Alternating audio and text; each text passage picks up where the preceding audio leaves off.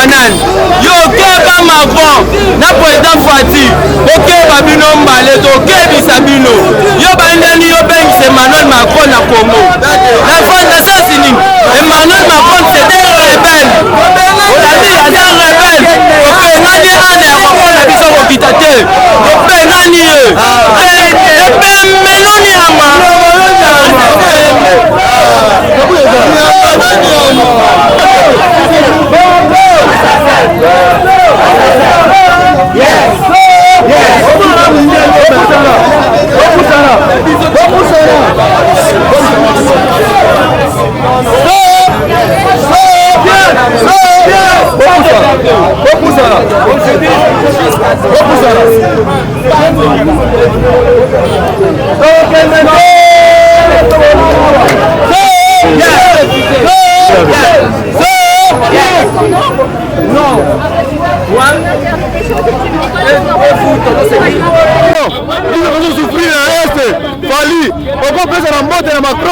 Macron c'est président de Félix Tshisekedi. Le local Macron. Fali, les Congolais, tout en Tshisekedi, président de la Mboko. Le Macron a fait la RDC, à la Rwanda. Yo ok solo na Macron en France, biso Congolais to la souffrance na Est. Fali, coup de chapeau. Na Congo na rapport RDC aux autres international. Tokole mobesu biso to ba Congolais. Tokotia Tshisekedi ke to kwapiti na suka. Mutu nyoto aza simba ya Rwanda. Oyo to asima Rwanda wana poste na Congo te. Wana poste Congolais te. Bakira etangi ekoki. Biso ba Congolais to linga mutu asima Rwanda te. Macron ya wote pardon ya wote. Akende na Rwanda ba yamba be Congolais ba yamba te na Congo. Wana poste la France ba traître ba hypocrite. Ba hypocrite. Bakira etangi na este ekoki. Wana poste na bango awate. Wana poste Poutine. Wana poste Russie. Aya poste na biso. Ba Américain ba français wana poste na biso. Aya wote a changé ce jour na ça ya calendrier na ye. Comment na ye changer. Fali on a Congolais to yebi on a Congolais. Mais ce que l'on se complice na bato la contre RDC. Il faut pas ko balukera yo. Ko balukera yo to contre yo. Mama, nous avons le Bézara qui passe dans le thème. Nous avons derrière fait comme Moutou. Nous sommes en Afrique, nous avons derrière Moutou au Akita. Mais précisément, nous sommes en RDC, nous avons agressé Makassi. Depuis des années, nous avons souffrance au Tomo, dans l'Est du pays, nous avons matière première, imaginez-vous, Lelo, Rwanda comme premier pays, à récolter la matière première qui est plus que RDC. Ils ont raté. Tous les posé à français que baya awa na mboka na biso concernant que bango bazana sima ya Rwanda, bazoti na Rwanda aiba, bazoti na Rwanda aboma, bazoti na Rwanda a violer, bazoti na Rwanda asilisa richesse na biso ya mboka. Tolingi na biso te. Toyebi que il faut Poutine aya le 4 mars. Mais le 4 mars mais c'est Poutine tozoye Israël comme pas kokitana na Kinshasa te. Soki pe non. Ceux qui a transformé mais c'est Macron, s'il vous plaît, les gens ont le 4 mars au Yanamboka.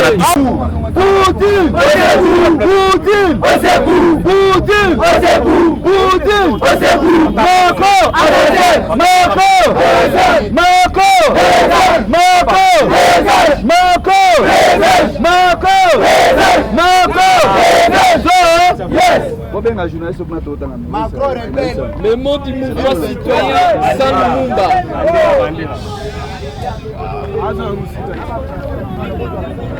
Le mot du mouvement citoyen sans Lumumba adressé au président français suite à sa visite en RDC. Monsieur le Président de la France Emmanuel Macron, nous les jeunes panafricanistes du mouvement citoyen sans Lumumba avons une mauvaise nouvelle à t'annoncer que tu n'es pas le bienvenu chez nous sur la terre de Lumumba, Kwame Nkrumah, Thomas Sankara et de Sékou Touré. On fait comme chez vous où on ne débarque pas chez les gens sans être invité. Une sagesse bantouti, Omonindoki, Belela. En français, lorsqu'on voit un sorcier, il faut crier avant de perdre sa voix. Aujourd'hui, aucun Congolais n'est sous-informé de cette politique égocentrique de la France. Aujourd'hui, grâce à la guerre en Ukraine, même les plus idiots des Africains savent qu'aucune institution dans le monde n'est au service de l'humanité. Car toutes ces institutions ont été planifiées, organisées, créées, imposées systématiquement pour le service des intérêts de l'Amérique et de ses frères de l'Occident, dont la France par les canaux d'Emmanuel Macron qui vient nous faire le yeux doux. Monsieur Macron, nous avons suivi le discours sur les problématiques de l'insécurité en RDC. Laissez-nous vous dire que le mot flatterie, dans son étymologie et applicabilité, vient de la France. Les Congolais et les Africains en général ne sont pas dupes à la politique française consistant de diviser pour mieux régner, de nous dresser les uns contre les autres, comme aujourd'hui elle nous oppose au Rwanda, en soutenant les Rwandais au détriment des Congolais. Monsieur le Président, vous avez fait preuve de votre soutien au Rwanda lors de votre discours, dont vous avez jamais mentionné le Rwanda comme pays agresseur de la RDC, ni pointé le doigt à Kagame. Incapable de citer le pays supplétif de ce mouvement qui est le Rwanda. Monsieur le Président, le M23 n'est pas une milice, mais, comme tu l'as mentionné, un mouvement terroriste d'une branche de Kagame. Voilà pourquoi le peuple africain a tout compris que l'insécurité en Afrique est alimentée systématiquement par l'Occident. Il y a une année seulement, l'Ukraine est menacée. Nous avons tous suivi les sanctions des différents pays de l'Union européenne contre la Fédération de la Russie. Au Congo, nous comptons plus de 40 millions de morts à un espace de 25 ans. Et la France se permet de confisquer le matériel de guerre acheté par nos propres fonds. À l'ONU, elle vote pour la continuité de l'embargo d'achat d'armes congolais, pour soutenir le marionnette Kagame. Ainsi donc, nous les jeunes panafricanistes du mouvement citoyen Salu Mumba, interdisons au président français Emmanuel Macron le droit de foutre ses pieds sur le sol des Africains en général, car la France a toujours été complice de l'insécurité en Afrique. Notre jeune frère Emmanuel Macron ferait mieux de rester à côté de sa grand-mère à l'Élysée. En cas d'insistance, qu'il se prépare à encaisser les retombées en termes de réaction du peuple congolais et des Africains en général. Pour clore, nous saluons le combat que mène la Russie contre la politique occidentale en Afrique. C'est un combat commun. Ce combat noble pour l'équilibre dans le monde. M. Vladimir Poutine est tel monsieur partenaire loyal que les Africains aimeraient recevoir sur leur sol.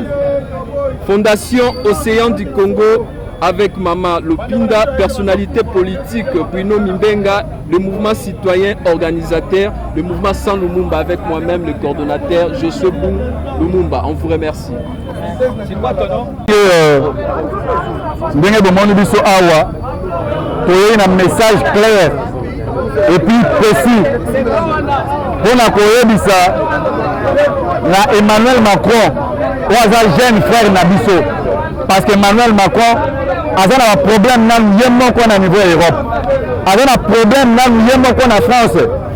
Alors biso bomoni toye awa toye kopase message na biso mpona koyebisa monsieur Emmanuel Macron oyo boye alingi a utiliser bastar na biso en l'occurrence Fali pour mettre Gims mpona koya koluka sympathie kopie de kobalkanize mboka na biso. Yango wana tolobi likambo nyonso ezalaka na ebandeli mpe na ntango na yango. Monsieur Emmanuel Macron aza le bienvenu na mboka na biso te.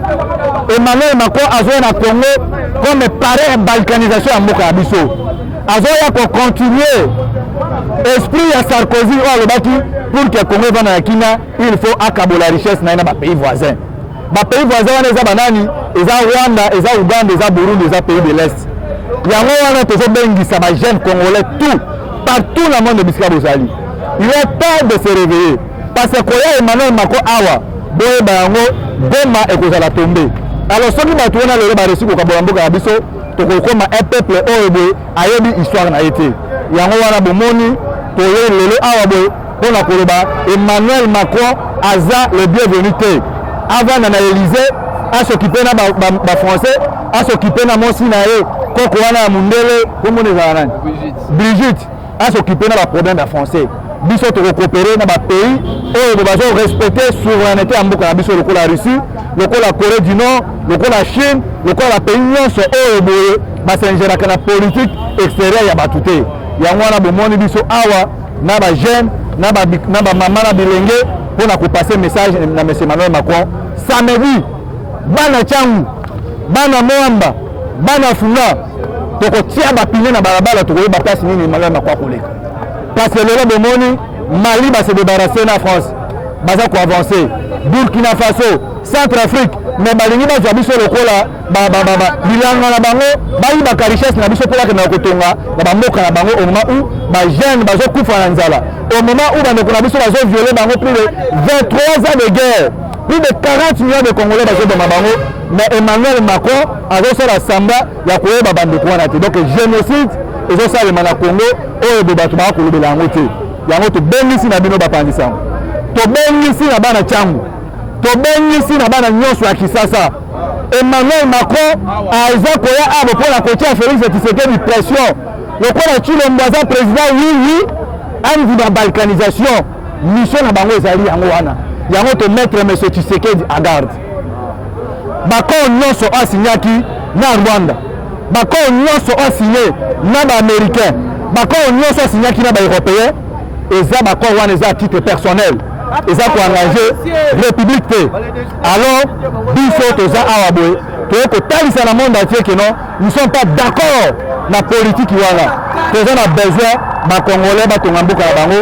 toza na besoin bakongolais babunda balongoli embargo est-ce que kino ezongi na este balongoli embargo est-ce que kino ezongi na este balobi ono France aza partenaire na biso est-ce que partenaire na biso akoki kovote contre biso yango wana tolobi bajeune botala baage toza yango awa botala bilongi ndenge eza bilongi ya nzala eza mpona nini Macron mutu azopie mboka na biso yango tolobi samedi tokozala awa soki alingi akende na ile ya Congo akende na bamboka na bango bakende kosala makambo na bango tobengisi na Félix a revenu na bon sens ya kodefendre mboka na biso fali pupa soki asazarde ya kobeta concert na martyr au détriment Emmanuel Macron akoluka nzela ko bandovana ya kisasa message etonga tolasi yango merci rabe tika mkena loba topenga na bana noko bonjour ndenge eloko ngali na loba mingi ezaka ke ndenge tozoloba boye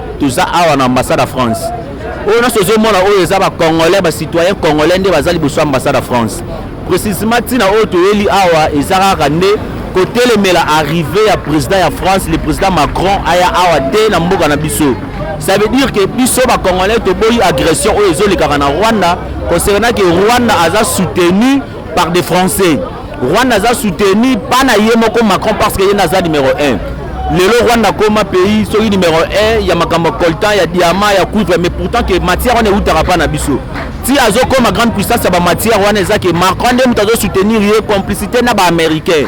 Ça veut dire quoi? Biso ba africain to boyi na biso, biso ba congolais to boyi na biso. Tozo senga soutien ya président Russie, le président Poutine, aya na Afrique, aya na Congo, aya ko soutenir biso ba africain, aya ko si sabitumba oya est, oya za na est kuna parce que ba français baza sima ya Rwanda. Poutine aya koma na sima na biso et ça la bien, merci. Bonjour. Bandugu yetu ba Kongomani. Bandugu yetu ba Kongomani tulamuke sasa, wakati nenea tunateseka sana, tunakufa sana, tunateseka. Monsieur le Président Antoine Tshisekedi Tshilombo, tunalomba hivi chez peuple congolais ukuya ya Macron na Kongo tunakatala. Sasa hii wakati nenea sasa wakati ya peuple congolais inasimama kwa kuona sasa bazimu ya peuple congolais wakati nenea sasa. Kama unapenda uone ubaya ya peuple congolais, Macron ashuke ku Kongo. Ile sameri tutamuonesha Macron kama shie tuko Kongomani na tutakufa juu ya nchi. Tunakufa mengi kuweste, tunateseka sana. Vita haimalizike. Rwanda tutatiza sana. Macron iko soutenir Rwanda. kisha leo washuke ku Kongo. Na unajua monsieur le président, kuwa conseiller moja itoka kufa na poisson itoka kwa ambassade ya France. Tunajua toka Kongole tuko nyuma yako. Mais kama leo Macron akashuka ile samedi, mtuue razi.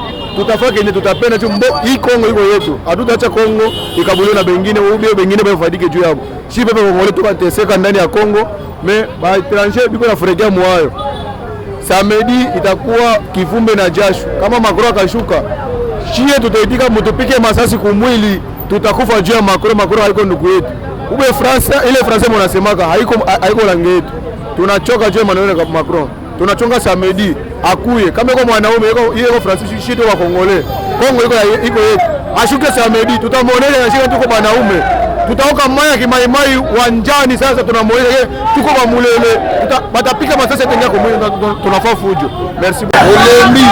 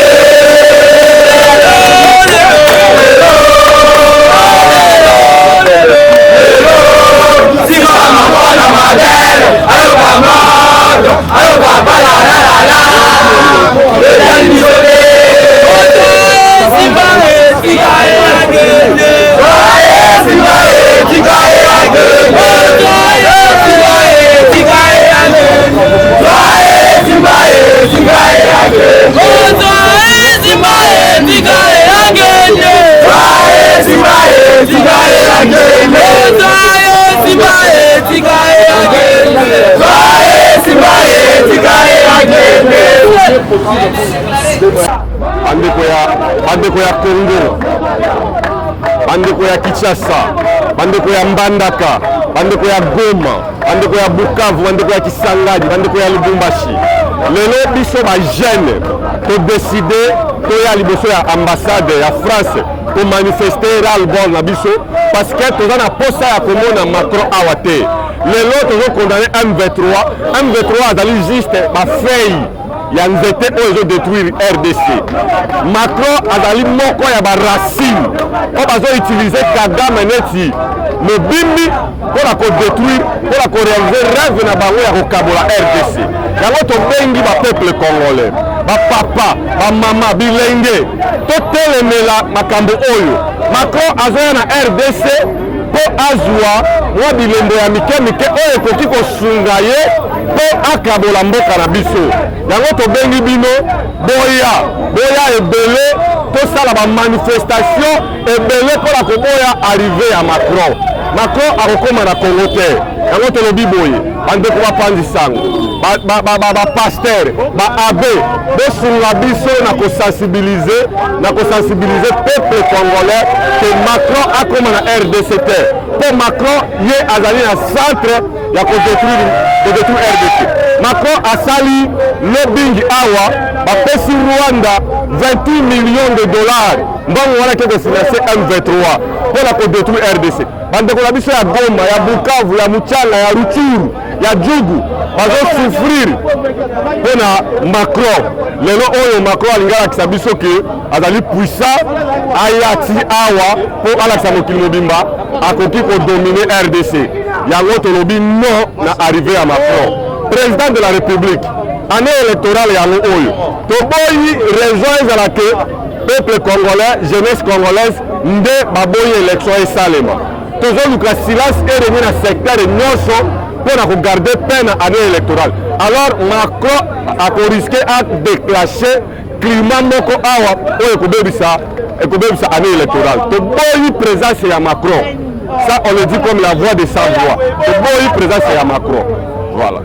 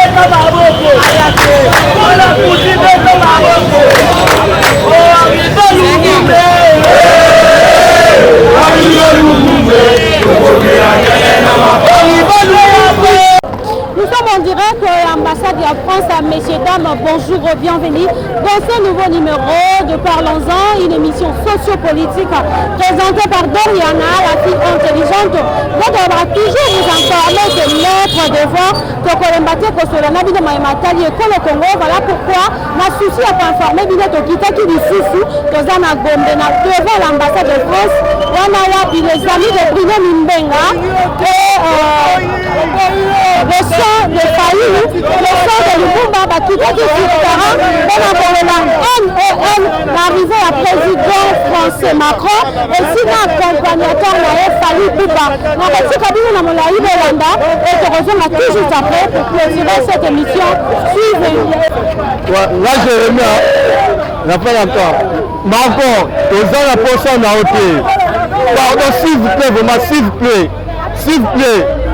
Okenda kuna kozala mbongo ya banani kuna tozala bango posa te tika la place ozali toza soki oye a vendredi tokolande ya mabanga tokolande ya mabanga kenene na Rwanda awa te toa posa na te nalobi boye par rapport à Fali atika politique esala mosala yango misiki asala misiki na ye série Kabila aza chef de l'État qui serait le père opposant Fali azoka te okokutana Macron aya na Congo Fali tika tribalisme yokolanda tote bato nyonso to balingaka neti biso nyo tolingaka yo toza bakongolais oyo salanga politike eza tribalisme obokota na ndenge ya ccc zala musicien tika bapolitike basala politike bango soki Macron koya awa gouvernement congolais esala tuke Macron aya na RDC yokokende ozapuye na bafrançais ke baya awa lelo bato ya este bazokufa mais eza mpo na nsima Macron anasi Macron ebi makambo ya este toyo mpe fali oza na nsima makambo ya este toyebi deya baseke na jour mosusu oyo fali to bango basese pire oyaka na martyre omisa bato oyemba nini olata nini ya danger tika bamédicien ndenge mise naka médicien tika bakotiela bapoliticien bima libanda politique olokobokokanga politique na ndenge asese loko eza moto afayulu o mapaza moto afayulu tika nazoyo bafali ngai naza fani na yo nalingaka yo fali na yo kozoyokanga yango tika médicien okozala politicien te zala libanda politique lokola bafrançais baya nsima fayulu yo mpo oza nsima fayulu fali tika nazosenga yo okufa lelo lokola bapona mena akufa na podium yo mpe okufa to bango basata yo pire yo ni benga aigle lokoke aigle na yo koma oluka ti ozwa bafrançais bato abo bandeko na biso na es fali ndeko na ngai nazosenga yo beta musique tika politique fali tika politique bapoliticien basala mosala na bango fali nasenga yo tala lelo bato na Macron yo moko fali olokota bafrançais na balabala tuna fali tuna Macron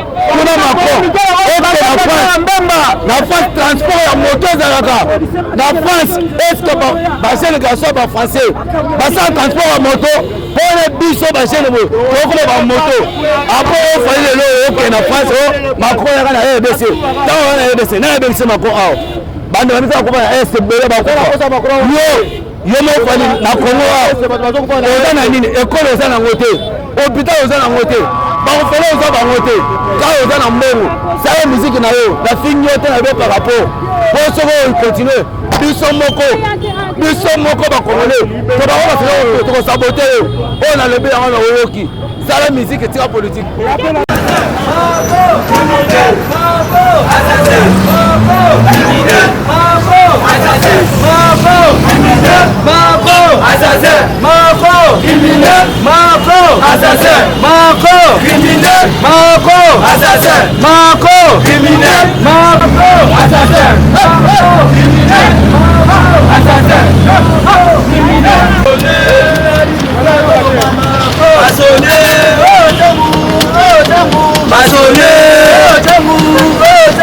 Basone, mama wane kabila ebi. Basone, tani mkeko mama ko. Basone.